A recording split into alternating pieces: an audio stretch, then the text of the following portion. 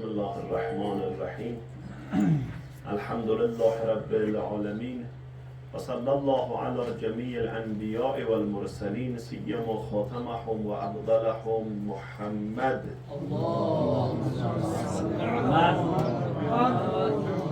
و علی اهل بیته الاطیبین الانجبین سیما بقیة الله فی الارضین بهم نتولا و من اعدائهم نتبرأ الی الله.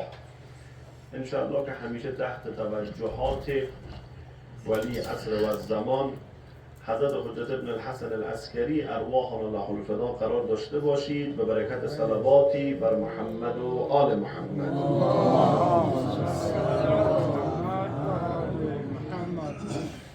و باعث ما در احکام روزه در بخش خوردن و آشامیدن است.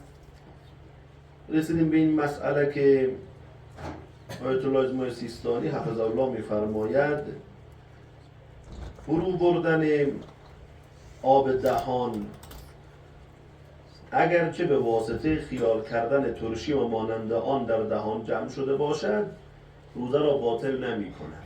خب مثلا وقتی که فکرش مثلا به ترشیجات بره بخوای نخوای طبیعتا دهن آدم آب میفته، به اصطلاح آب دهان آدم جمع میشه. نه فقط ترشی، شیرینی به ذهنش برسد، غذاهای لذیذ را برش تعریف کنم هم که دهانش آب میگیره، این آب را خورد کنم مشکل نداره و روزش باطل نمیشه.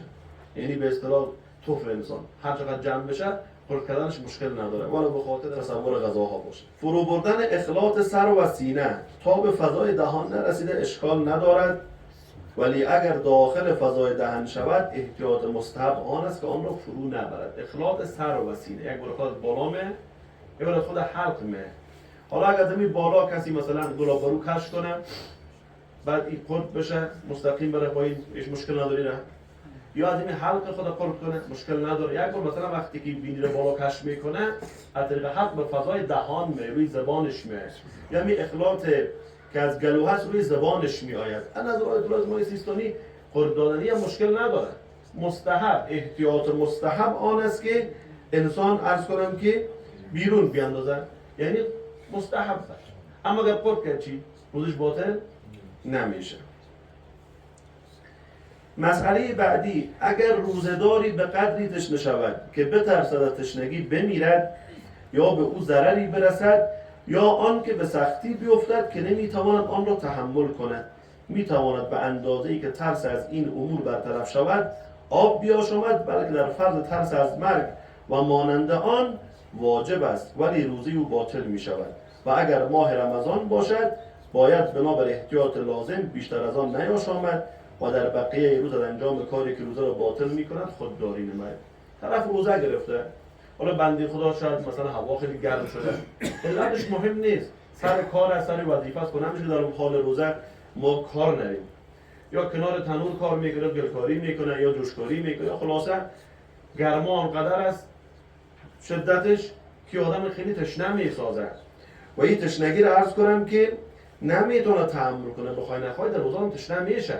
اما تشنگی باعث نمیشه ما بتونیم آب بخوریم، تشنگی که قابل تحمل نباشه، بترسه که به ما ضرر نرسه، اگه ما آب نخورم بمیرم.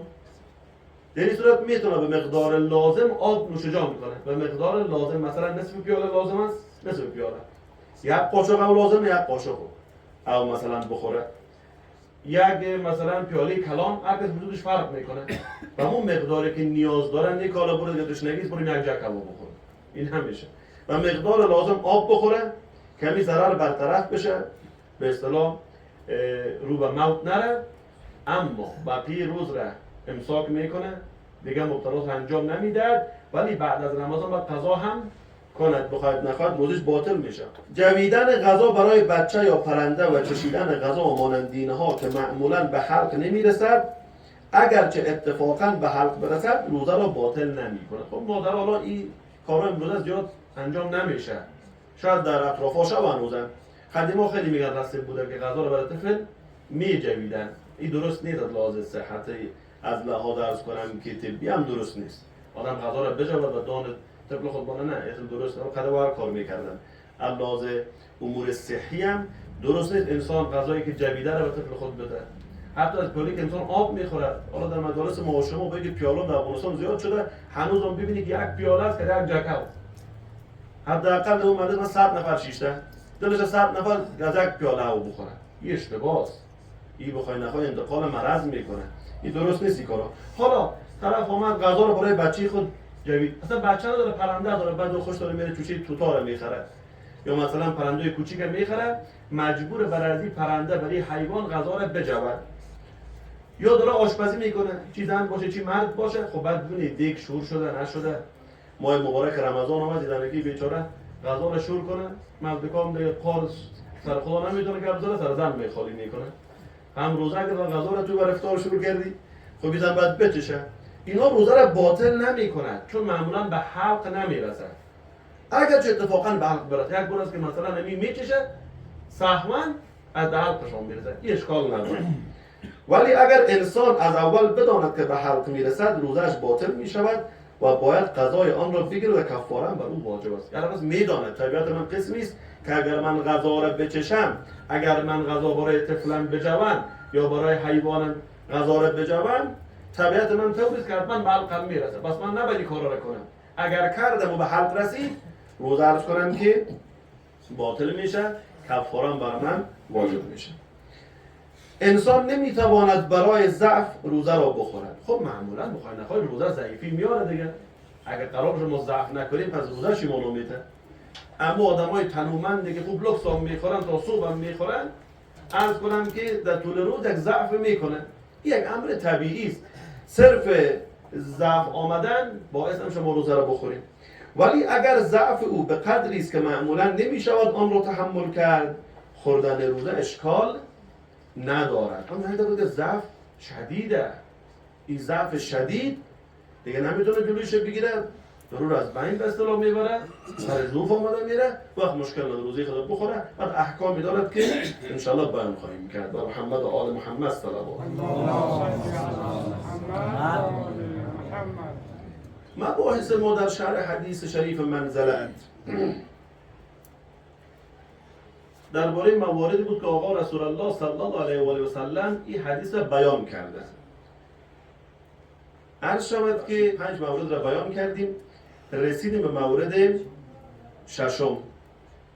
این مورد بیان حدیث شریف منزلت در ماجرای دختر حضرت حمزه سید الشهدا است. حضرت حمزه علیه السلام عموی بزرگوار آقا رسول الله، عموی بزرگوار امیر المؤمنان صلوات الله علیهم اجمعین، ملقب به سید الشهدا است. البته تا قبل از آقا رسول الله این لقب اختصاص به عموی آن دو پیغمبر و امام داشته. بعد از آنکه آقا سید الشهدا یعنی امام حسین به شهادت رسید، این لقب مختص امام حسین شد. حضرت حمزه سرور شهیدان سید الشهدای زمان خود است، اما آقا ابی عبدالله سید الشهدای اول و آخر است. مثل لقب سیده زنان عالم برای فاطمه زهرا سلام الله علیها. این سیده زنان عالم برای حضرت مریم هم آمدن. بعد در روایت داریم از زمان موسی نقل کرده در کتب، عرض شود که برای حضرت مریم اختصاص به زمان خودش داشته، سرور زمان خودش. اما فاطمه زهرا سلام الله علیها که سیده زنان عالم است، از اول الی آخر او اختصاص به اون مورد داشته. این القاب اختصاصی، ما حق نداریم القاب اختصاصی رو برای غیر معصوم استفاده کنیم. الان لقب سید الشهدا را ما نمیتونیم برای مردم خودمون، ولی یک نفر واقعا خدمت به اسلام کرده به طور فجیع هم به شهادت رسید. چقدر ما شما شهید داریم در ایران، چقدر شهید شدن، علما شهید شدن، مجتهدین شهید شدن. از خانواده ما از کنم پدر و پدر بزرگ و عموی جد ما توسط عبدالرحمن زنده و گور شد. در همین افغانستان، در عراق، در ایران، در پاکستان، در هند علما داریم، شهید رابی داریم، شهید اول داریم، شهید ثانی داریم، شهید ثالث داریم، شهید رابی داریم. کسانی به طور فجیع کشته شدن. در زمان صدام یک سری از علمای بزرگ ما به چه قسم به شهادت رسیدن، اما اینا رو ما نمیتونیم سید الشهدا نگاه اوقات در افغانستان دیدن میشه. بعضی از بس که دیگه احساس میشن اشخاص خودشان را سرور شهیدان. نه درست نیست. یک کسی عرض کنم که خواهرش مرده بود، بعد روکش در فیسبوک من دیدم نوشته بود که خواهر حسین زمان از دنیا رفت. حسین زمان حضرت مهدی ارواحنا الله الفداست. حسین زمان هیچ کس شده نمیتونه، حتی آیت الله سیستانی، حتی آیت الله فیاض، حتی امام خمینی مرحوم، هر چقدر مرجع بالا هم بره خاک پای یک امام معصوم شده نمیتونه. این القاب اختصاصی رو مواظب باشه. مثل لقب امیرالمؤمنین از نظر ما شیعیان، لقب امیرالمؤمنین مختص آقا امیرالمؤمنان علی ابی طالب است. حتی ائمه دیگر هم به این لقب یاد نمیشه و کسی حق نداره یاد کنه. و همین لحاظ در یک روایتی داریم الله خدا تعالی راوی وقتی که شخص نزد ظاهرا امام صادق بود آمد و امام را با عنوان امیرالمؤمنین خطاب کرد، امام او را نهی کرد و اونجا فرموده که لقب اختصاص به جد ما علی ابن ابی طالب داره. یه القاب اختصاصی مثل ام المصائب برای زینب کبرا و القاب دیگری که هست. حالا بعد در فضای محدودی شروع کردن اینایی که با مراجع مشکل دارن، میگن شما نباید مراجعتان آیت الله العظما بگین، چون آیت الله العظما هم از القاب امیر مؤمنان است. بله قبول دارید از القاب امیر مؤمنان هست، بر منکرش لعنت، اما لقب اختصاصی نیست. بعد روایت بیاری که عنوان مختص آقا امیر مؤمنان است. اینا الفاظ مشککن، یعنی از طور مراتب دارن. بزرگترین آیت الهی پیغمبره، بعد از پیغمبر امیر مؤمنان، بعد از امیر مؤمنان ائمه دیگر، بعد از ائمه و اولیاء الله مراجع ما. خود آیت این نشانه، آیت الله نشانه خدا. امروزه به مراجع، به کسی که واقعا رفته درس خونده، فقیه شده، مجتهد شده و واقعا میتونه به خدا را استنباط کنه، ما آیت الله العظما میگیم. شخصا یک زمانی تحقیق کردم، دلیل اختصاص پیدا نکردم، اگرچه بعضی علمای ما در طول تاریخ به تعداد انگشتان یک دست 4-5 نفر میگفتن ما آیت الله تنها بگیم، عظما نگیم. امروز هم بعضی را داریم، در لبنان یک شیخ را داریم که میگه عظما نگین به فقها، در ایران هم یکی را داریم. اما گفتم اکثرا میگه مشکل نداره، آیت الله عظما گفتن، احساساتی نشید. خب الان عرض کنم که بحرالعلوم مگه ائمه نیستن؟ ائمه بحرالعلومه، اما ما علمایی داریم که خاندان بحرالعلوم، آیت الله عظما بحرالعلوم. همین الان در قوم یکی از علما از همون خاندان است که امیر تخلصش بحرالعلومه. پس بگید تو حرام آقا کارت، چرا بحرالعلوم داشتی؟ این درست نیست این کارا. بعد دلیل اختصاص پیدا کنید. خب ششمین مورد بیان حدیث شریف منزلت در ماجرای دختر حضرت حمزه سید الشهدا علیه السلام است. ماجرا از این قرار است چون دختر حضرت حمزه به مدینه آمد، امیر مؤمنان و جعفر و زید درباره او به دیگر اختلاف کردند. کدام یک از ما عرض کنم که سرپرستی رو به عهده بگیره، بینشون اختلاف شد.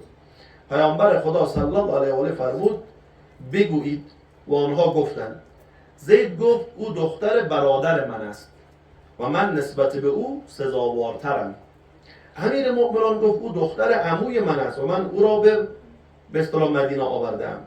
جعفر برادر امیر مؤمنان که جعفر طیار منظور است گفت او دختر عموی من است و خاله‌اش نزد من است، یعنی خاله دختر عمویم همسر منم هست، پس من نزدیک‌تره، من باید سرپرستیش بگیرم.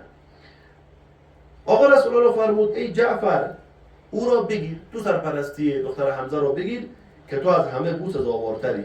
و رسول خدا بنابر بعضی اقوال نقلای دیگر فرمود میان شما داوری میکنم و فرمود اما انت یا زید، یک نقل دیگرش، اما تو ای زید فمولای و انا مولاک، اما تو ای زید تو آزاد شده منی و من مولای تو هستم. ببینید یک کلمه و دو معنا. وقتی که ما بریم در بحث قدیم و حدیث و خطبه‌ای که در آن پیغمبر فرمان کنت مولا فاز علی المولا بحث میکنیم، اونجا اهل سنت میگن شما مولا رو چرا به معنای سرپرست میگیرید؟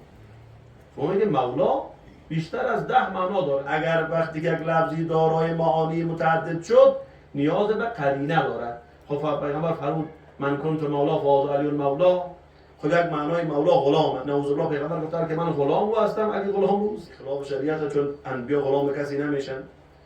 یا آزاد شده بگیم، یعنی پیغمبر گفت من کنت مولا فاز علی المولا، هر که من آزاد شده هستم علی آزاد شده است. نعوذ بالله هم که حرام گفتنش، چون پیغمبر غلام نبوده که آزاد بشه.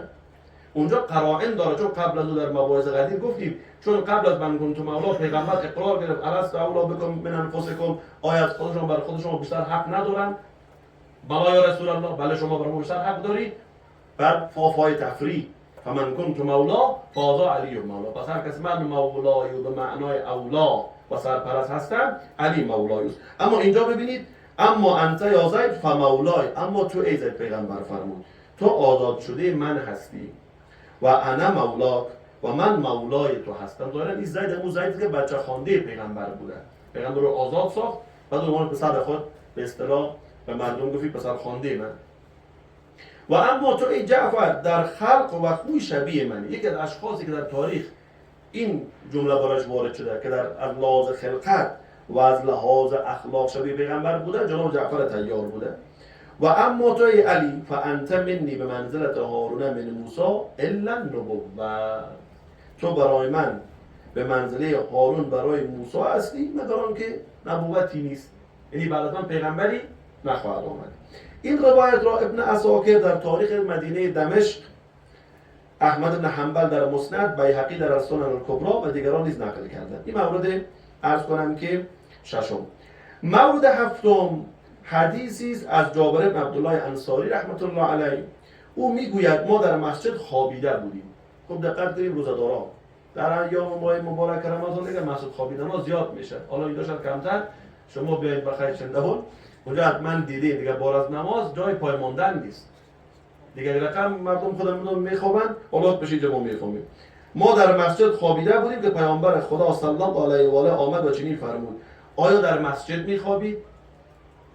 مسجد جای خوابیدن نیست، البته کراهت داره، اون کراهت داره، حرام نیست، کراهت داره. امیر مؤمنان نیز همراه آنان بود. پیغمبر خدا با آن حضرت رو کرد و فرمود علی جان نزدیک بیا، آنچه در مسجد برای من حلال است برای تو نیز روا است.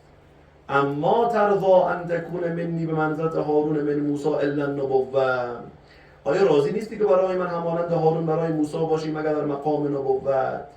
این حدیث نیز در تاریخ مدینه دمشق آمده. برای امام علی اشکال نداره بخوابه، برای پیغمبر اشکال نداره بخوابه. ان شاء الله بعداً در شرح همین حدیث میگیم چندی بعد که عرض امیر مومنان در اون مسجد میتونه زاد و ولد کنه، امور زن و شیر انجام بده. او امیر مومنان است، پیغمبر خدا هم برای جاده، برای هارون هم جایز بوده، اما همه که امیر مومنان نمیشن، دیگران حق ندارن.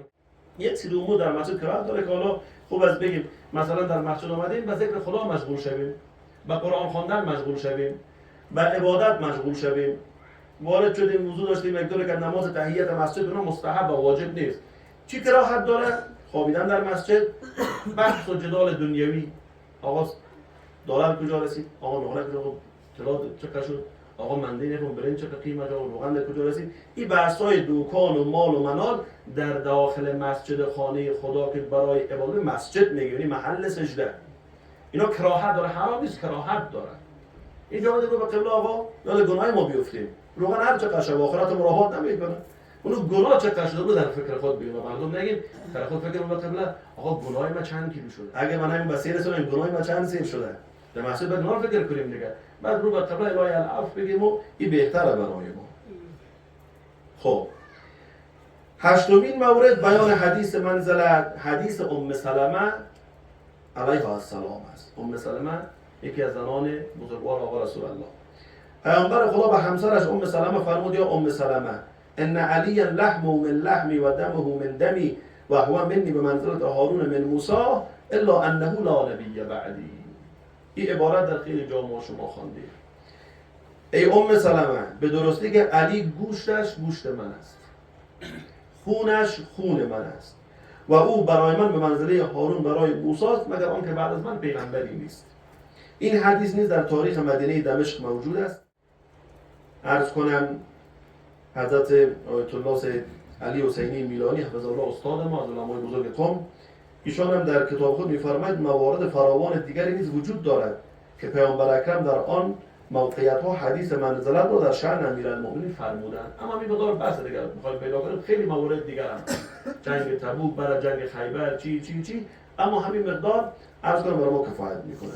مطلب آخر رو بگم خسته نشوید. حال که ما فهمید در کدام موارد این حدیث شریف بیان شده، اگر بخوایم این حدیث رو برای فضیلت و امیر مومنان استفاده کنیم باید به قرآن کریم رجوع کنیم، ببینیم در قرآن کریم برای حضرت هارون پیامبر علیه السلام چه مقاماتی بیان شده، یعنی حضرت هارون چه مقاماتی داشته و چه منزلت و جایگاهی در نزد حضرت موسی داشته، تا بعد ببینیم اون جایگاه ها برای امیر مومنان هم هست یا نیست.